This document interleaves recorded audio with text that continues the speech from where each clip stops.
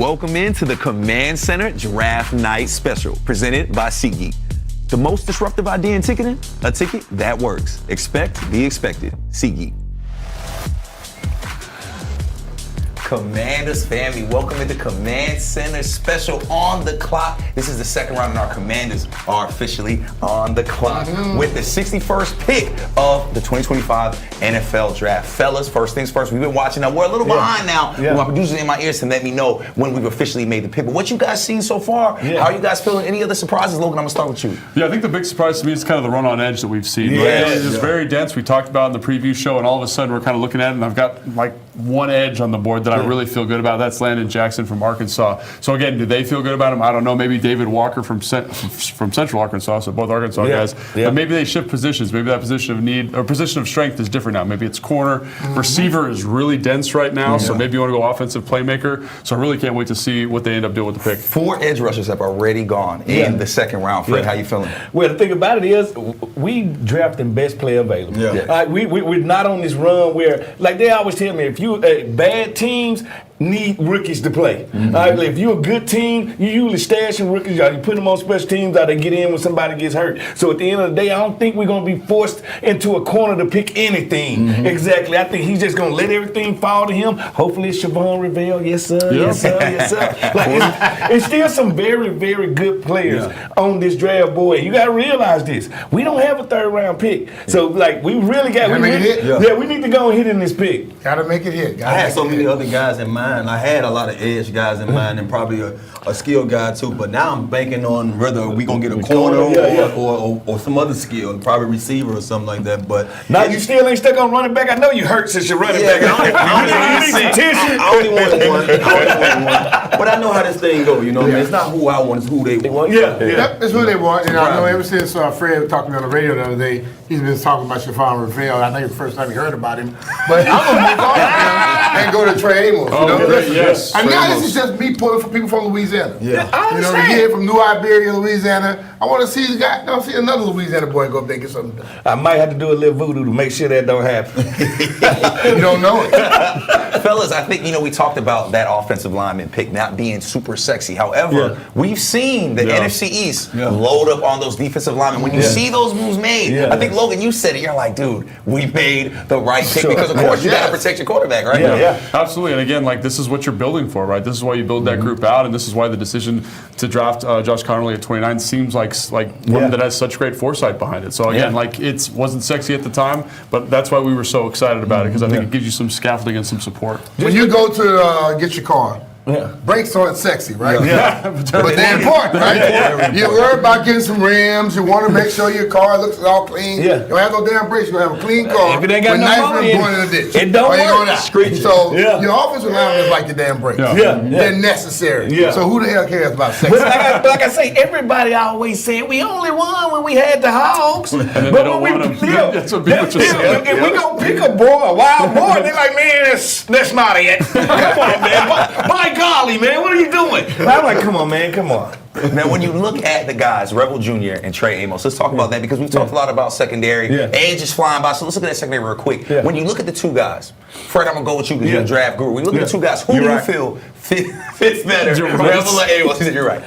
Sometimes you got to look at coach's history. And when I look at Coach Quinn. And Joe Witt Jr. Yes, and Joe Witt Jr. And I think about the DBs with the Woodsons and the Al Harrises that they had in Green Bay. Then I look at the Legion of Boom, what they had with Browner and Richard Sherman. And I say, oh, those were 6'3" corners before their time. All right? They couldn't run as fast as Rivell, but they was before their time. And I'm like, well, wow, he got a chance to get the same body type a lot faster. Speed, I'm saying. And this dude got hands. All right, he can play, which I do like Trey Amos. So, I told you, that's my guy. I was about to say, one of the traits that maybe we underrate is just ball skills. All those guys have ball skills. I know we kind of focus on stereotypical frame, big, speed. height, speed, but I do think when you watch Trey Amos, man, his ability to contort and adjust to the football. Yes. It's very high level in this class. Plus, he's not a small guy. He's 6'1", no, he's 200 long. pounds. Yeah. Right? So I do think that there is a skill set there, but there's also a guy like Darian Porter, right? Yeah. From Iowa State. He's 6'3", 195. Yeah. He had the best testing measurables of anybody at the combine. He used to be a wide receiver Only last played year. 7 games at DB. Yeah, that's what I'm Right? So I saying. know a lot of fans are probably calling that, but if you want an athletic freak, Yeah. there are a bunch of guys here that we feel good about. And 7 games at DB, and they're looking at him as a prospect. No, he's 6'3", he runs a 4.3 40. Like, he's unbelievable. Yeah, He go the only knock. He's an 87 Buick. He's like 26 years old. That's the only knock on Darian Porter. And that's 100% the size that Joe Wood Jr. covets with his secondary, right? I mean, you looked at St. Juice, that size. You looked at Mike Davis, who's now moved on. Yeah. You need to replace that size, and so I think you guys have a great point on that.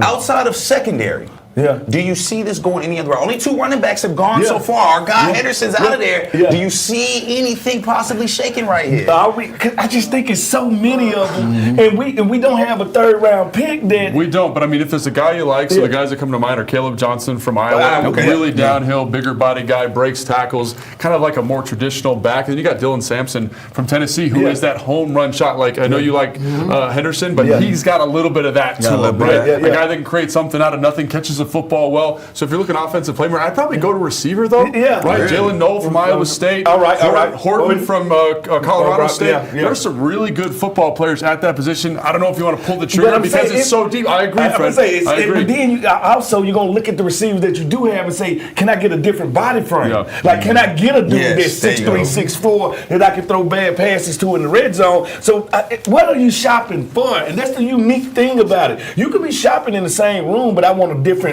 type of player in that room, and that's what a 6'3" corner bring, and that's what a 6'3" wide receiver bring. And we talked about this yesterday, Fred, when you weren't here. When you look at the weapons that we were able to make work, Noah Brown, Ozzie, guys that were essentially journeymen, guys that were out of the league, it makes you a little more calm saying, you know what, we don't necessarily have to go too high on a wide receiver running back because we know this Cliff Kingsbury offense can get the best out of any athlete. Well, first of all, your trigger man is a force multiplier. If you got Tom Brady, I can put anybody at wide receiver because he's going to make sure, one, they know where they should be at. 2, I don't care what you don't do well. What do you do well? We'll find a way to get you the ball there. Think about it. When we had Noah Brown and all these teams, like all these wide receivers, you still had to play a totally equal and fair defense because of number 5. So it allows them to free Terry up. It allows them to. We got Debo Samuels as the switch arm, and like it allows all those weapons to be unleashed. And Tana, to Fred's earlier point, I think that is why fans look at receiver and say, maybe we're missing a piece because we don't have that big body. You don't have that guy that's bigger than 6 foot. In your opinion, I mean, you was the man as a smaller receiver. Do you feel that is a void we do need to fill with a guy like Jaden Daniels? Well, he just said it. He said it well. I think when you have a Jaden Daniels, you don't really need a guy. You don't need that guy.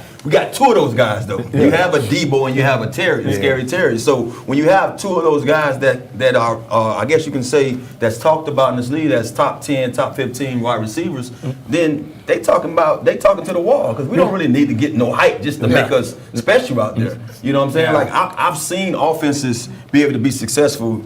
You came around, Logan, with 2010. We had probably our tallest guy was 6'2", 6'1", and wasn't a starter. You know what I'm saying? So you don't necessarily have to have tall guys to go out there and get it done. I just feel like when you have a Jaden Daniels, man, everybody is basically going to go out there and see the ball because he's throwing it. I always hear that people say you need a tall receiver, and when you start going through it, a lot more receivers that are 5'11" to 5'8" than you have that 6'2" and higher.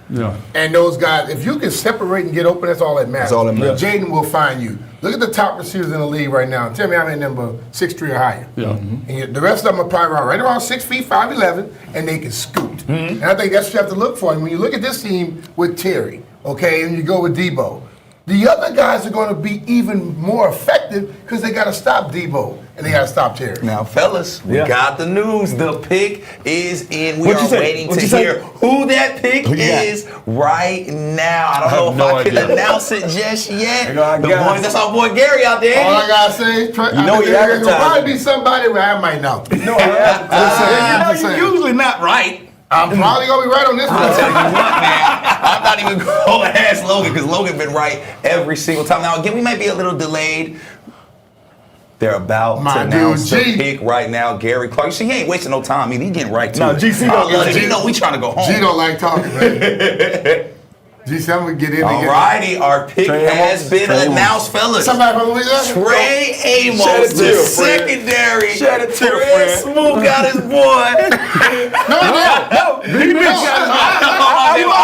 I got you buried in the house, baby. Hey, listen, I'm finna go to the grocery store, get a chicken foot, bury it in his yard right now. I already got 5 of them in my yard. You throw the paper to the side. Great pick. No, we were just debating between the two, but great pick. Getting Trey Amos, he can do it all. He been checking high class receivers his whole career. He's long. He actually transferred from Alabama, so the guy has played Highland football practice with great guys. He can play. There you go. 6'1", 195-pound corner. We talked about that size that Joe Witt Jr. covets. Logan, this has to be a great pick. He has to be excited. So I think for me, this is a guy that can play outside. I think that's what's exciting about it. It allows you in the same way that Josh Connerly allows you to get your best 5 on the field with the offensive line. This guy allows you to get your best 4 on the field, right? Maybe Mike Sanders still back in a nickel. He can play outside. And the thing that I think jumps out to me when you watch the tape, probably the most decisively, are the ball skills. Yes. He had an interception, I think it was against Alabama, where he's contorting back over his shoulder and catches that football. Man, he plays it like a receiver. So to have that ability to turn the football over, something valued with Mike Sanders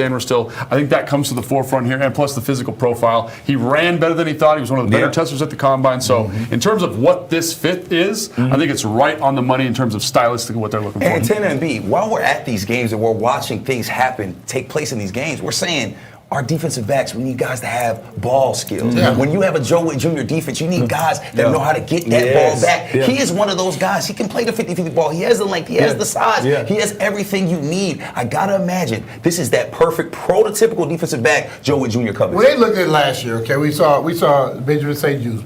He was there on play after play. He was right there. He did not have the ball skills. Okay, now you get this kid, Trey Amos. He's there. Instead of reaching, he goes for the ball. Okay, it makes a world of difference. No, it is the difference in playing cornerback, because some of them balls that you go for, you miss that ball, but it's a pass breakup. You miss that ball, but you understand that there go another round that I done won. Like, it's a different than playing to turn the ball over and playing to stay alive at cornerback or survive. It's two different things. And Amos like to turn the ball over and make it go the opposite direction. So that works. He reminds me of Al Harris when you watch him play to the teeth. We all know when Al Harris call game, it will happen just the way he says it. What does his coach say? All his life. All his life. Trey Amos coming in, checking ball. And I think the other thing that makes you excited about is that Trey Amos is, like Fred said, played in multiple systems. Like Shavon Ravel was a very specific type of player. This guy's played zone. He's played man. He's done them all at a high level. And when you look at the Commanders' defense last year, you see a team that in certain situations wants to play man, but they have zone elements. And so the flexibility that he gives you, it's like it's a big priority, right? We talked about flexibility on offense with Josh Connerly, flexibility on defense. And I think, again, this just feels like, in terms of the value of the players available, just feels like the right kind of fit. Especially when you play that mesh coverage. Mesh coverage. Like, you have to be able to play a hybrid. And they play that at Alabama. They play that at Alabama. Yes, with Saban. That's what I'm saying. So most definitely. And Fred, it's not every day where a top 5 passing defense gets another defensive back in the second round. So he is joining an already great group. We got Noah Igbenogany. We brought him back. Mikey Sanders. So we're still trying to figure out if he's inside or outside. Jonathan Jones. Of course, we got Latimer. We got Jonathan Jones, 2-time Super Bowl champion. So you look at that and you say, you add in that depth. We talked with DQ about all that depth. How do you think he fits, specifically with a Mikey Sanderson, who we've seen excel outside and inside? I think a lot of fans are wondering, where's Mikey going to go? What did I say that AP was doing? He is flooding rooms. He's point. flooding rooms with competition. One, he flooding rooms with talent. Two, we going to let it work itself out. Like, that's what you do. The thing about this youngster, like, what did we say? If you're depending on rookies to play, you're probably not a playoff team. It's a luxury if they play. But if you're depending on them to play and you drafting him to start, you're probably not a playoff team. So he's a good problem to have. Once he get in there, once he get the feel of everything, he get to learn from a Super Bowl champion, Jonathan Jones. He get to literally learn from a Pro Bowler with Lattimore. And Mikey can tell him, as a guy going into his second year, check this out, man. Here go the ropes. You know what's, Fred? Now that you say that, it makes me think of another second-round defensive back in Washington that came into a pretty crowded secondary room. And come and compete. I went into the bear cave and left out there with a fur. That's what you gotta know. That's what you gotta know. It's a mountain of knowledge in there. Yes, and as funny as that is, though, Fred, I do think you are one that can talk to that, because that can be a little intimidating coming to a room with 3 Hall of Famers. Granted, we're not putting those lofty expectations on anybody. However, these are 3 proven guys that were one of the top secondaries in the league. Give some game to Trey Amos if he's watching. I know he's gonna hit you up. I remember Mikey Sanderson hit you up last year. Give some game on how you do it.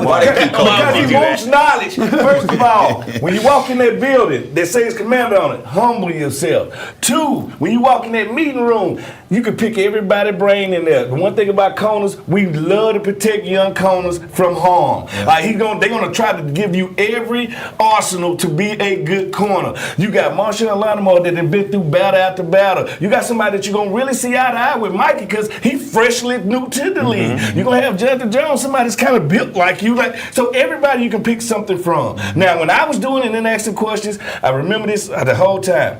Champ was like, yeah, man, you can ask him questions, me questions, but the only person that can D Green is D Green. All right, so sometimes you need to learn other lessons from people because you don't have that 4-1 skill set. So you can't do what he do, but you can take some other stuff that war mentality from him. But they must believe in themselves. Yeah, they gotta I believe think in that's the themselves. thing about the NFL now. Yes, you watch these guys growing up. You heard about their statue. But once you get into that locker room, you're one of them. Yes. You're not a person that's in You awe one of their them anymore. peers. And the thing about it, you learn from them. You give them respect, but you also let them know that, you know what, I'm coming to take that. Why That's not? what you got to think. And then also you come into a defense that have shown you that they're going to allow you to go out there and compete. It's not about just saying that you're going to come in here and sit behind these guys. If you worthy enough, you get out there and you compete. You're going to be on that field. For sure. And I mean, and Tanner, we kind of talked about it with you when you were, getting older in your career and having young guys in, man. How important is that for a guy to come into a room that's already full of guys like Fred said that have all different type of experiences? How big is that for a young guy? It's huge. I think one of the things for the young guy, you have to be a sponge first of all. You have to understand what you're around. I think a lot of young guys sometimes the game is so big they don't even get a chance to sit there and pick up a vet brain. You know what I mean? Because the game is killing them. They got to go home and study. They got so much going on in their head. They not even knowing, like, damn, I was sitting right next to XYZ and I ain't say nothing to him. So most of the time when you're on a good team and you got great coaches, they're going to slow it down for you. They're going to allow you to get so much. They're going to assign a guy to you and say, hey, you're going to holler at him.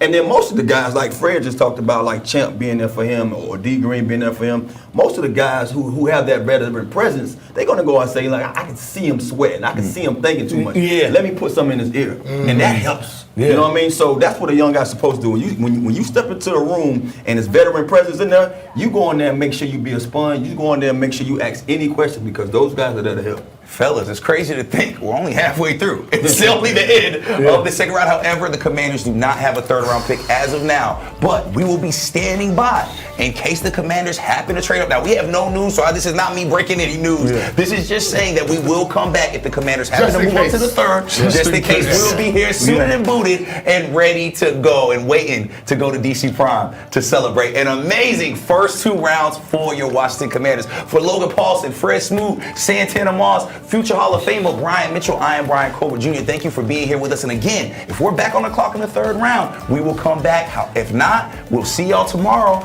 at the fan rally at the National Harbor. And then, of course, we'll see you next week, Thursdays on Command Center. There you go. We out this thing, baby. It's the 2 to the 7.